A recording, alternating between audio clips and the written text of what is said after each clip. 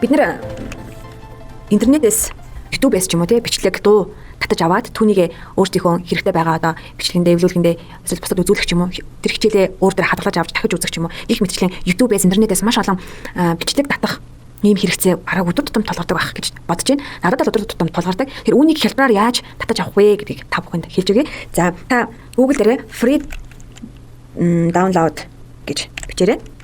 За тэгэнгүүт энэ free download manager гэдэг хамгийн ихэнд гарч ирж байгаа ийм цэнхэр сумтай ийм хэсэгтэй програм гарч ирнэ. За энэ бол програм.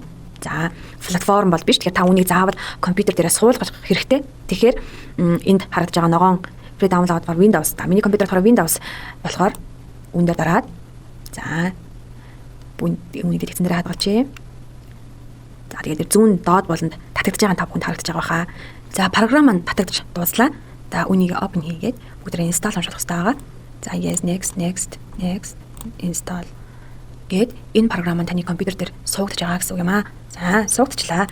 За үүнийг бид нар хаанаас харж болох вэ гэх юм бол түрүүн би татгатаа дэлгэцэн дээр хадгалъя гэж хэлээд татсан тийм үү. Тэгэхээр миний дэлгэцэн дээр байна. Магадгүй та өөрийнхөө одоо CD диск ч юм уу тий хаана хадгалж боломжтой вэ?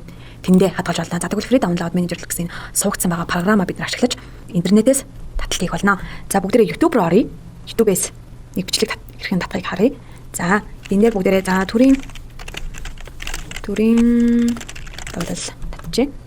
За энэ дууг би татъя гэж бодох юм бол хэрхэн ярьдаг вэ? Тухайн бичлэгийн линк буюу энэ URL гэсэн хэсэг домен бичлэг хэсгээр байгаа энэ линкийг бид нэр идэвхжүүлээд бүхэлд нь копи хийх хэрэгтэй. За та товчны хослолоор Ctrl C дарж копи хуулж болно. Эсвэл маус 2-аа дараад копи хийж болно. За ингээд энэ копицсан линкээ бид нэр одоо түрүүний free download manager гэсэн хэсэг дээрээ аваач тавих юм аа. За нэмэлт тэмдэгтээр дарлаа. Нэмэлт тэмдэгтээр дарангууд автоматар таны түрүүний хуулсан байгаа линк идэвхжиж орж ирнэ. Окей. Тийм ээ энэ мөн гэж дарна. За тэгэнгүүт энэ харагдаж байна. За хаана хадгалах вэ гэж. За C диск дотор ийм download дотор хадгалнаа. Үгүй гэвэл та эндээс сонгоно. Энэ 3 зэгтэр дарангуудаа би зүгээр дэлгэцэн дээр хадгалчмаар байна гэж сонгочих болно. За файлын нэр нь болохоор ийм нэртэй байна. За энэ хэсэг болохоор видеоны чанарыг хэлж байгаа. За та MP4 буюу хамгийн сайн чанартайгаар нь татаад 720 хүртэл татаж болно. За эсвэл ийм баг чанар нь баг татаж болно гэх жишээний ийм сонголтууд байдаг. За энэ нь болохоор за жишээлбэл та үнийг дараагийн цаг татах юм уу? Эсвэл маргааш татах юм уу? Хэдэн цаг татах юм уу ч юм уу? Эсвэл хэдэн цагийн хооронд би татсан байя гэдэг ч юм уу? Таны оролцоогүйгээр татагдчихнаа гэсэн. Тэгэхээр одоо би яг одоо татж байгаа учраас энэ цагийн тохиргоог бол хийх шаардлагагүй. Тэгээд download гэж татчихнаа. За тэгэнгүүт энэ доод ингээд ногоороод татагдчих байна гэсэн хэсэг гарч ирнэ. Мөн энэ дээр хэдэн үеийн таталтаа хэдэн секунд дуу байгаа вэ гэдгийг харагданаа. За бачлаа. За тэгэнгүүт бүгдээрээ түрүүн desktop дээр хадгалсан тийм ээ. Компьютерын дэлгэцэн дээр хадгалсан. За энд ороод ирсэн байна. За ийм амархан байдаг ах нэ.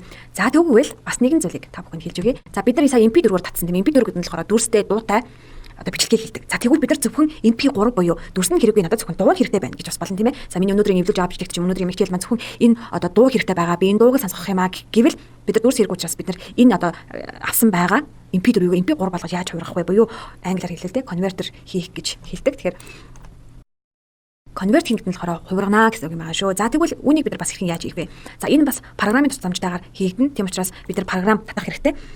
За маш олон програмууд байдаг. Боломжийн үнэтэй, үнэгүй, хэрэглэхэд амар хялбар гэдэг олон програмууд байгаа. Гэхдээ миний бодлохоор би бас өөрийнхөө хэрэглэхэд арай илүү хялбар юм болов гэсэн програмаа та бүхэнд санал болгож байгаа юм шүү. Тэгэхээр та Google дээр ч юм уу эсвэл YouTube дээр хэрхэн яаж download хийх вэ, хэрхэн яаж convert хийх вэ гэх мэтчлэн өгнүүдийг бичиж хайвал маш олон сонголтууд байгаа. Та тэндээс өөрийнхөө хүснэг бас сонгож хэрэглэх боломжтой шүү. За ингээд мөн түрүүний адил free download-ыг хэрхэн яаж татчихсан шигээ үүнийг өндөр мөн адилхан таталтуудыг хийж ажиллах болно. За энэ хугацаанд би бас та бүхэндээ нэг зүйлийг сануулж хэлье. За YouTube дээр болохоор маш олон зохиогчийн эрхийн зөрчилгөө маш олон видеонууд байдаг. Тэгэхээр та аль болох өөрийнхөө одоо хичээл ч юм уу эсвэл өөрийнхөө хийж байгаа видеонд ямар дуу ашигламаар байгаа вэ? Ямар дуу ашиглах хэрэгтэй вэ гэх юм бол одоо зохиогч эрхийн зөрчилгүй дууг ашиглах хэрэгтэй. За энэ нь болохоор ямар давуу талтай гэх юм бол хэрвээ бид зохиогч эрхийн зөрчилтэй буюу зохиогч эрхээр хамгаалагдсан баталгаажсан дууг ч юм уу дүрсийг бид ашиглаад өөрсдөө эвлүүлэхэндээ тэрийг ашиглаад дараа нь түүнийг сошиал медиад сошиал платформудад тавьбал түүнийг нь одоо тухайн Facebook ч юм YouTube ч юм уу за яг энэ хэдэн секундэд те за 10-аас 12 секундын 2 секундын дуунд зохиогчийн эрхийн зөрчилтэй юм дуу байна. Та тэгэхээр энэ дууг хэрвээ авч хэрэглэмээр байвал та мөнгө төл эсвэл үүнийг устгаа. Буюу удаа дараа та ийм зүйл хийвэл таны одоо Facebook-ыг блоклох ч юм уу зөвшөөрөхгүй байх, үйл ажиллагаач хязгаарлах ийм аюул байдаг. За энэ бол угаасаа байх ёстой зүйл. Тийм болохоор та аль болох non copyrighted гэсэн дэлгүүрийг ашиглаад зохиогчийн эрхийн зөрчилгүй бүх нийтэд хэрэглэх боломжтой ийм дуунуудыг, ийм дүрснүүдийг ашиглаж аваарай гэж та бүхэнд сануулах байна. Install now. За, компьютер дээр эвлүүлэг хийж байгаа тохиолдолд бид нар ихэнхдээ гар утсаараа бичлэг хийгээд тэр бичлэгээ компьютер руу оруулаад тэгээд бичлэгээ эвлүүлдэг. Мэргэжлийн видео эвлүүлэгт ямар програм хэрэглэдэг гэх юм бол Premiere Pro гэсэн програм хэрэглэдэг. За, үүн дээр зөвхөн MP4 л өргөтгөлийг дэмждэг. За, тэгвэл Samsung-ийн буюу Android үйлдвэрлэлийн системтэй утсан дээр бичлэг хийхэд MP4 бичигддэг бол харин iPhone буюу iOS системийн одоо утас ч юм iPad-д бичсэн бичлэг MP4 өргөтгөлтэй байдаггүй. Тэгэхээр түүнийг бид нар заавал MP4 болгож хувиргаж заавал Premiere Pro руугаа оруулах ийм шаардлага тулгардаг. Тийм болохоор бид нарт энэ дүрс конверт хийх буюу дүрс хувиргах, дүрсний өргөтгөл хувиргах ийм ажил зайлшгүй шаарддаг. За тэгвэл бүгдээрээ түрүүний MP4-өөр татаж авсан Монгол улсын төрийн дууллаа энд хэрхэн яаж конверт хийж болохыг үзье. За бидний сая суулгасан програм бол энэ байна. За нэмэлт тэмдэгтээр дарлаа. Монгол улсын төрийн дууллаа сонголоо. За энэ маань болохоор MP4 файлтай байгаа. За үүнийгээ бид нэр MP3 болгоё гэвэл хэрхэн яаж MP3 болгох вэ? За энд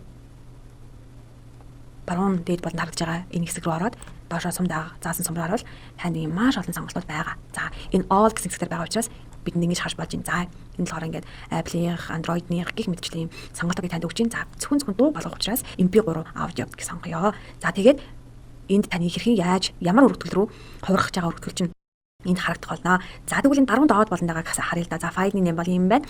За гарч байгаа буюу MP3-аар болгосон тэр файл маань хаана хадгалагдах вэ гэвэл одоо миний компьютерийн video software any video converter гэсэн фолдер байгаа. Тэр дотор хадгалах болно гэж цаанаасаа хэлж байна. Гэхдээ би үүнийг би зүгээр хэлсэн дээр хадгалж юу гэдээ хадгалж болно. За тэгээд чанар нь бол энгийн, за суул эсвэл өндөр чанартай байх тусмаа файлын маань хэмжээ томордог гэдгийг та бүхэн бас мэдж байгаа хаа. За тэгээд хугацаа нь юм байна.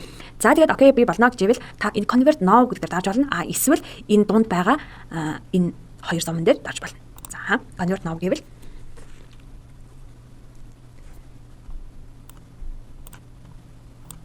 за бидний MP3 болгосон хэсэг маань энд гараад ирж байна. MP3 гэсэн өргөтгөлтэй энэ дэр сарагдаж байна. MP3 гэсэн өргөтгөлтэй. За үүнийг сонсож үзье. За ийм амархан байна. За тэгэхээр өнөөдөр бид компьютер дээр хэрхэн яаж дуу татах вэ, бичлэг татах вэ, мөн түүнийг хэрхэн яаж конверт буюу төрөл бүрийн өргөтгөлд хувиргах вэ, мөн бид нар өөрсдийнхөө бичгийн файлуудыг, бичгийн документ файлуудаа хэрхэн яаж өөрт хэрэгтэй байдлаар хувиргаж янзалж өөрчилж болдог вэ гэдгийг сурлаа. Мөн бидний өдөр тутмын мэдээллийг маань арвижуулахад хэрэгтэй байдаг. Гэхдээ бас тулгардаг бидний хэлний бэрхшээлийг амар хэлбэр аргаар шийдэх ийм боломжийг сурлаа. За ингээд цахим орчинд амжилттай ажиллах ур чадвар хичээлийн өнөөдрийн хичээл энд хүрээд өндөрлөж байна.